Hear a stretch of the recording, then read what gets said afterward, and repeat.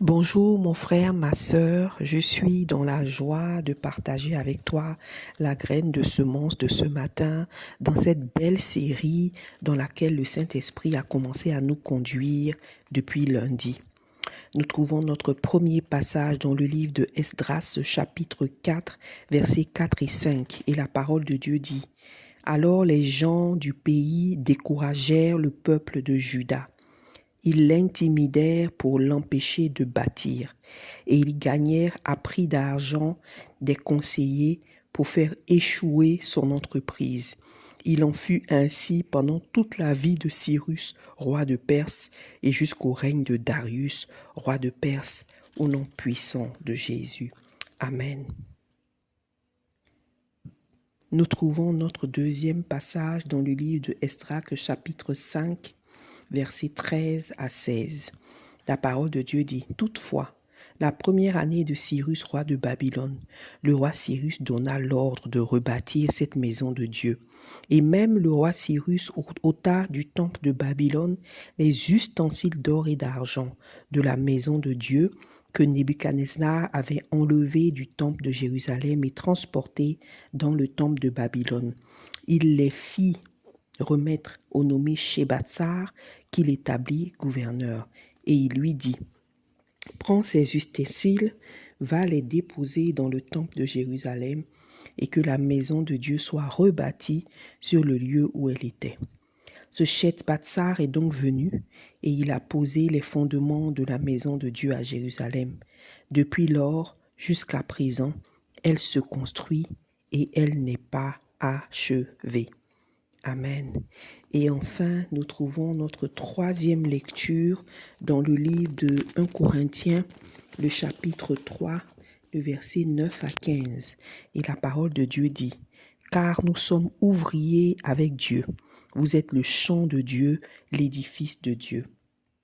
Selon la grâce de Dieu qui m'a été donnée, j'ai posé le fondement comme un sage architecte et un autre bâtit dessus. Mais que chacun prenne garde à la manière dont il bâtit dessus, car personne ne peut poser un autre fondement que celui qui a été posé, à savoir Jésus-Christ. Or, si quelqu'un bâtit sur ce fondement avec de l'or, de l'argent, des pierres précieuses, du bois, du foin, du chaume, l'œuvre de chacun sera manifestée, car le jour la fera connaître, parce qu'elle se révélera dans le feu, et le feu éprouvera ce qu'est l'œuvre de chacun. Si l'œuvre bâtie par quelqu'un sur le fondement subsiste, il recevra une récompense. Et si l'œuvre de quelqu'un est consumée, il perdra sa récompense. Pour lui, il sera sauvé, mais comme au travers du feu, au nom puissant de Jésus-Christ. Amen. Alléluia. Dans le premier passage que nous avons lu, la parole de Dieu nous relève ici l'importance de construire cette maison que le Seigneur nous a donnée à chacun de construire. Notre maison spirituelle, qui est donc les âmes, le royaume de Dieu, et notre maison physique que Dieu lui-même construit pendant que nous nous chargeons de la construction de la maison spirituelle. Pourquoi est-ce que ce passage nous donne l'importance? Parce que ce passage nous dit que au moment où Israël et Juda ont décidé de commencer à construire et à bâtir, qu'est-ce qui s'est passé? L'ennemi s'est levé et a utilisé de tous les moyens possibles pour les empêcher de construire, au point que la construction de cette maison de Dieu a pris plus d'une décennie, parce que le diable les a empêchés de construire à plusieurs reprises. Ils ont dû s'arrêter et reprendre par la suite lorsque Dieu leur a fait la remontrance et leur a dit: vous ne pouvez pas arrêter, remettez-vous au travail. Amen. Ensuite, dans le livre suivant, dans le passage suivant de Esdras, donc, nous avons maintenant lu comment est-ce que le roi Cyrus, en fait, a ordonné que la maison de Dieu soit rebâtie. et comment il a permis que tous les ustensiles, tous les matériaux qui étaient nécessaires à la construction soient fournis au peuple. Donc pour Dieu, la construction de sa maison était si importante, alléluia, il a donné l'ordre de rebâtir en utilisant un roi païen. Donc l'ordre de rebâtir la maison de Dieu est sorti de la part de l'Éternel. Et les ustensiles, le matériel pour construire la maison de Dieu a été donné. Dieu a tout fourni pour construire la maison de Dieu. Alléluia. Mais il a fallu qu'il y ait des hommes. Il a fallu qu'il y ait les Zorobabel, les Néhémie. Il a fallu qu'il y ait les leaders du peuple. Il a fallu qu'il y ait aussi ce Tchekbatstar pour qu'ils viennent poser les briques, pour qu'ils viennent poser le fondement et bâtir, construire cette maison. Donc, bien que Dieu avait donné l'ordre, c'est-à-dire il avait fait sa part, bien que l'Éternel avait fourni tout le matériel de la maison, sans les mains de ces personnes, de ces élus qui viennent mettre la main à la pâte et qui viennent poser brique sur brique parmi ce matériel que Dieu a donné, la maison ne pouvait pas être construite. Alléluia. Amen. Donc ce passage nous rappelle encore non seulement l'importance de la maison, mais comment la maison est construite. Alléluia. Et lorsque nous lisons finalement 1 Corinthiens chapitre 3, la parole de Dieu nous informe que nous sommes ouvriers avec Dieu. C'est-à-dire que la construction de cette maison spirituelle que Dieu a donnée à chacun de ses élus, lui et nous sommes co-ouvriers. Alors que Dieu est l'architecte, c'est lui qui a le plan. Alléluia, de la maison. Alors que le fondement qui est posé, c'est Jésus-Christ. Alléluia. Que le ciment qui racole les briques, c'est Jésus-Christ. Que la pierre angulaire, c'est Jésus-Christ. Que le fondement, c'est Jésus-Christ. Amen. Il y a aussi le rôle des élus de Dieu, de toi et moi, qui est de venir poser brique sur brique, qui est de venir poser le fondement, qui est de venir obéir à chaque instruction que le Père nous donne par rapport à ce plan de la maison qu'il a déjà tracé. Et donc, c'est seulement notre obéissance aux instructions pour poser brique sur brique. Alléluia. Des briques en or, des briques en argent, toutes les briques qu'il nous donne. C'est donc notre travail de maçon qui va permettre que Dieu maintenant va faire grandir la maison. Alléluia. Et ce travail de maçon que nous avons ne peut se faire sans sagesse, c'est-à-dire l'obéissance aux instructions, et sans intelligence ne peut se faire, c'est-à-dire le choix de la bonne brique à la bonne place. Amen. Même si Dieu nous a déjà fourni la brique, il nous faut la poser à la bonne place. Alléluia. Et de la bonne façon. Et c'est pour ça que l'apôtre nous a avertis ici en disant que celui qui bâtisse prenne garde à la manière dont il bâtit sur la maison. Alléluia. Mes frères, mes sœurs, nous avons vu hier et avant-hier dans la parole de Dieu, dans Proverbes chapitre 4 et Proverbes chapitre 23, que celui qui construit une maison, et il fonde une maison, c'est par la sagesse qu'il le fait. Alléluia. Et nous avons vu que la maison devient solide et durable par l'intelligence. Et nous avons vu que c'est par la science que la maison se remplit de bien. Amen. Et l'Éternel nous a donné l'exemple lui-même en tant que créateur, que c'est la sagesse qui lui a permis de fonder la terre. C'est l'intelligence qui lui a permis de rendre la terre solide. Amen. Et c'est la science qui lui a permis de remplir la terre. Donc de la même manière, nous avons chacun une maison à construire. Et nous avons vu que cette maison à construire, nous nous sommes souvent trompés de maison à nous focaliser sur la maison physique. Mais le Seigneur nous a montré hier et nous confirme encore aujourd'hui que pendant que nous construisons la maison spirituelle avec lui, alléluia, en tant que co-ouvrier avec lui, lui nous construit notre maison physique. Amen. Et c'est ce qu'il a dit à David, quand nous avons lu hier qu'il a dit à David, parce que tu as décidé de me construire une maison, moi je te construirai ta maison. Amen. Donc nous voyons aujourd'hui l'importance de la construction de la maison. Vous savez, mes frères, mes sœurs, par le passé, avant que le monde ne soit développé comme il est aujourd'hui, et comme on dit économiquement développé, chacun construisait une maison. Que tu sois pauvre, que tu sois riche, tu devais construire ta maison. Même dans nos villages, même si tu n'avais rien, chaque personne devait construire sa maison. Chaque chef de famille, même si c'était une maison en argile, en terre battue, une maison en bois, chacun devait construire une maison. Donc, on savait l'importance de la construction, on savait l'importance d'un fondement, d'une fondation dans une maison.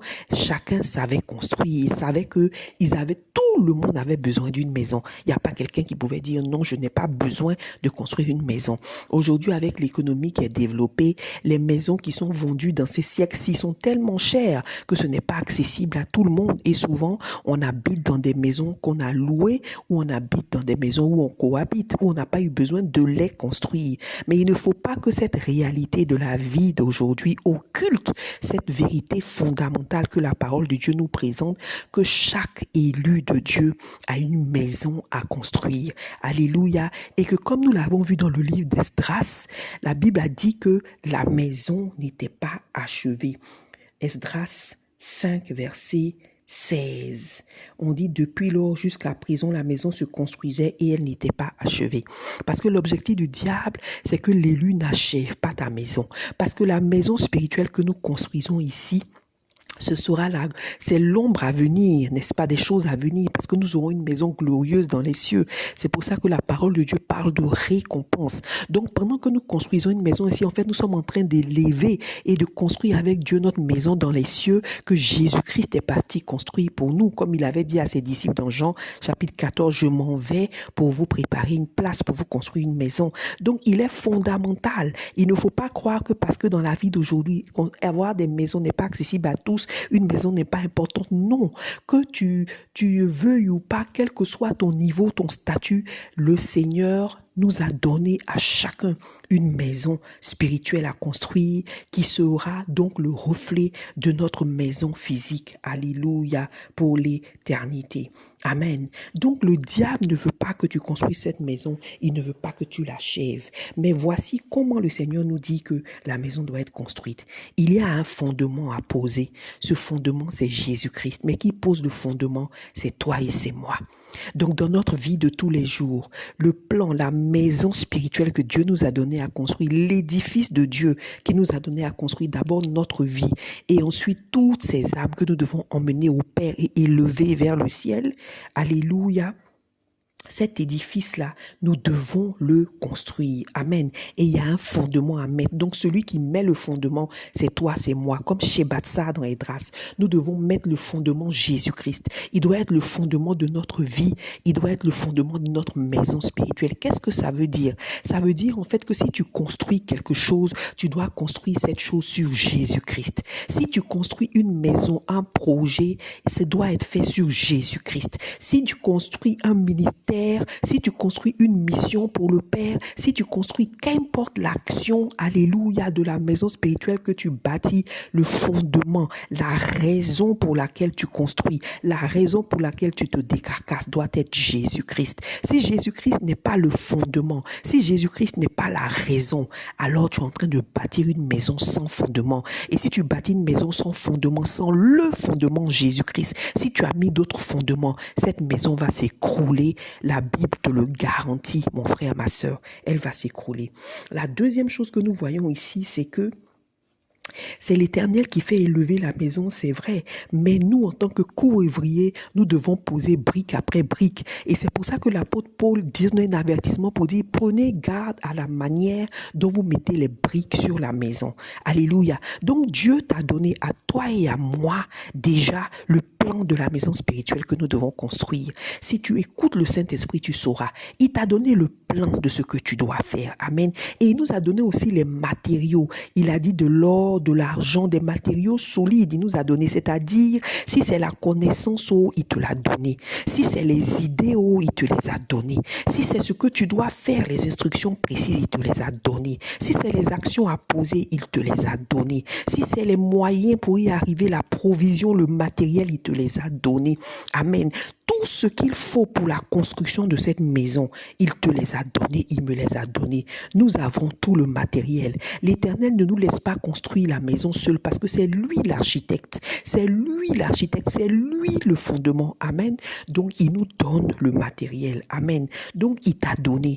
Mais maintenant, nous devons savoir comment nous bâtissons dessus. Nous devons utiliser le matériel, les idées, les instructions, la connaissance que le Seigneur nous a donné et obéir méticuleusement à chaque instruction qu'il nous donne. Ce n'est pas à nous de décider quand on pose la brique, où on pose la brique. Alléluia. Et quelle brique on pose. Non.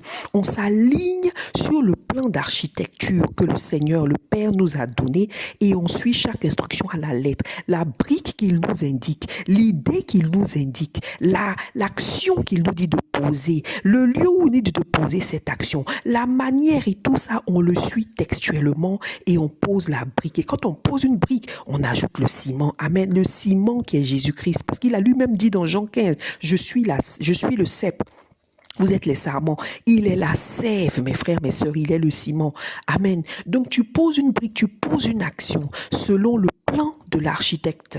Amen. Et quand tu poses une action, tu mets Jésus-Christ. Amen. Jésus-Christ est le fondement. Jésus-Christ est le ciment qui unit les briques ensemble. Tu poses une autre action. La raison de poser, c'est Jésus-Christ. La manière de poser l'action, c'est Jésus-Christ. Et ainsi, brique après brique, prenant la brique chez le Père, en prenant l'instruction chez le Père, en prenant l'idée chez le Père, en prenant le guide chez le Père, on vient ajouter brique sur brique, l'une après l'autre, sans s'arrêter, pour construire cette maison spirituelle. Alléluia. Et pendant qu'on le fait, le Seigneur construit notre maison physique au nom puissant de Jésus-Christ. Amen. Donc, nous devons mettre brique sur brique et ensuite, le Seigneur fait grandir. Et le fait d'obéir à Dieu, le fait de poser ta brique, de poser tes actions méticuleusement en ligne, de la même manière que le plan que Dieu t'a donné, c'est la sagesse. Amen. Tu es sage quand tu le fais. Et c'est pour ça la Bible dit que parce que tu es sage, amen, ta maison va s'élever. Ta maison ne sera pas inachevée. Mes frères, mes sœurs, combien d'entre les enfants de Dieu ont des maisons spirituelles inachevées, mes frères, mes sœurs? Le Seigneur m'a montré cette vision-là du corps de Christ avec les maisons spirituelles, chacun devant sa maison. Les maisons étaient inachevées. Il y a d'autres maisons qui n'ont même pas été commencées. Il y a des maisons, le fondement n'est pas Jésus-Christ, plein de maisons. Vous vous imaginez un site comme ça de construction large et puis chacun devant sa maison et il y a beaucoup de maisons inachevées, mes frères, mes sœurs, parce que le diable s'est acharné à s'assurer que tu ne poses pas le fondement, à s'assurer que tu ne commences pas, à s'assurer que tu ne mettes pas les bonnes briques, que tu utilises des briques qui viennent du monde, que tu n'utilises pas ses actions, que tu n'utilises pas ses idées, que tu n'utilises pas son plan. Et c'est pour ça qu'il y a tant de maisons spirituelles inachevées. Et parce qu'il y a tant de maisons spirituelles inachevées dans la grande ville, mes frères, mes sœurs, cette ville ne peut pas abriter le royaume de Dieu parce que c'est le diable qui construit des maisons en paille, dans des matériaux pas solides et le vent les emporte. Et c'est pour ça que le monde est aussi fragile qu'il l'est. Mes frères, mes sœurs, il est important que chacun de nous construise la maison que Dieu l'appelle à construire. Alléluia. Donc c'est l'édifice de Dieu, nous-mêmes, notre maison en tant que personne, en tant que cœur, amen, que Dieu veut qu'on construise, et ensuite la maison, alléluia, spirituelle, pendant que Dieu va construire notre maison physique au nom puissant de Jésus-Christ. Mes frères, mes sœurs, regardons maintenant 1 Corinthiens 3 pour conclure sur l'étude d'aujourd'hui. Amen. La dernière fois, nous avons vu que nous nous sommes trompés de maison et que nous avons mis toute notre énergie à construire des maisons mondaines, des maisons physiques, des maisons matérielles. Et nous avons oublié que c'est lorsque nous construisons en priorité la maison spirituelle que Dieu nous a confiée, que lui-même construit notre maison physique. Amen. Aujourd'hui, le Seigneur nous fait comprendre que nous nous sommes trompés de constructeurs. Nous nous sommes trompés. Nous avons pensé que c'est nous qui sommes les fondements, que c'est nous qui faisons grandir, que c'est nous qui sommes les architectes, que c'est nous qui sommes les constructeurs, et nous avons voulu construire des choses sans Dieu, sans le matériel que Dieu nous a donné et de la façon dont nous voulons. Aujourd'hui, le Seigneur dit, tu t'es trompé de constructeur, mon frère, ma sœur, parce que l'architecte par excellence, c'est Dieu. Celui qui donne le plan, c'est Dieu. Celui qui fournit le matériel, c'est Dieu.